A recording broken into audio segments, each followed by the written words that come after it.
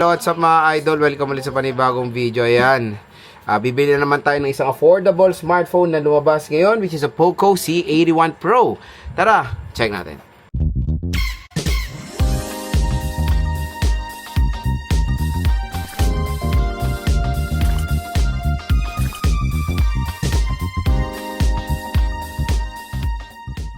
Idol, for today's video, bibili na naman tayo ng isang murang smartphone today, ang Poco C81 Pro. Again, ang purpose ng video na to. So again mga idol, ang purpose ng video na to is para sa kumbaga, yung mga skeptical ba rin bumili online. Ito, gagawa tayo ngayon ng video para makita nyo na legit yung pinagbibilan natin ng mga shops, of course, dito sa online. So again, official stores po ito ng mga brands like ito, Poco. Pupunta tayo sa officials. So ayan, Poco C81 Pro. At ang maganda dito mga idol, pag bibili kayo, dyan lang kayo bibili sa link natin dito. Tap mo yung video. Ayan, may product link dito. Dyan lang kayo bibili na itong Poco C81 Pro dahil murang-mura nyo lang siya makukuha. Ang SRP niya ay 7,000 dito lang sa atin dahil meron tayong special mega voucher, 5,000 pesos below na lang siya. So bibili natin yung 64 gigabytes lang. So, 64 gigabytes and yung color gold. So, it's 5.6 po yung gold. Mura yung black very common na kasi yung black and green. Sino tayo sa gold. So, 5,675. So, ayan. Bili tayo ng Poco C81 Pro.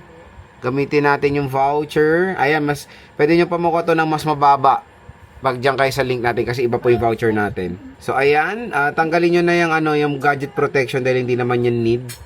Dahil meron naman to 1-year warranty. So ayan, voucher 5,000 pesos lang po and pwede rin siya for S-Pay later. Ayan, S-Pay later up to 3 months 0% po sila.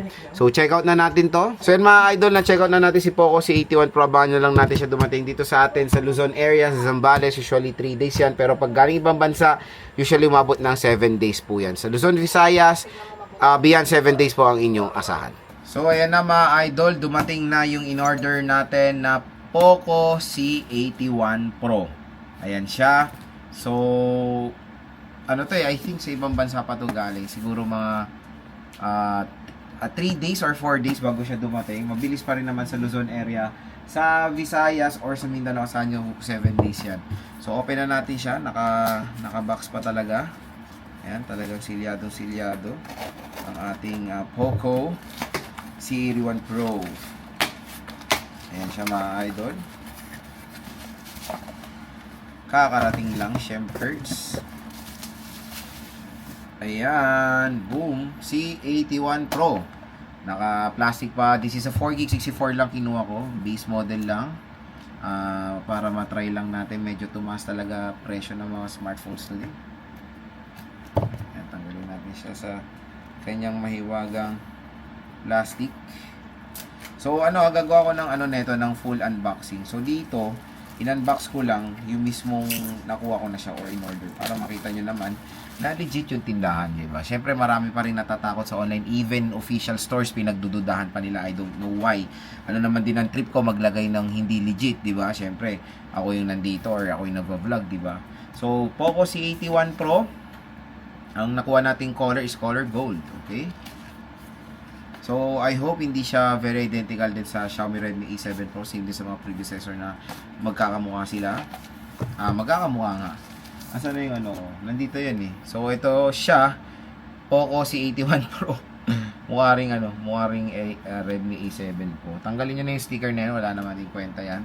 So, ang ganda ng gold in fairness. Yung accent, maganda. So, meron tayong 6.9 inches display. Massive 6,000 mAh battery capacity, powerful processor, sleek and refined design, and a 13 megapixel AI dual camera. So mamaya na natin to explore.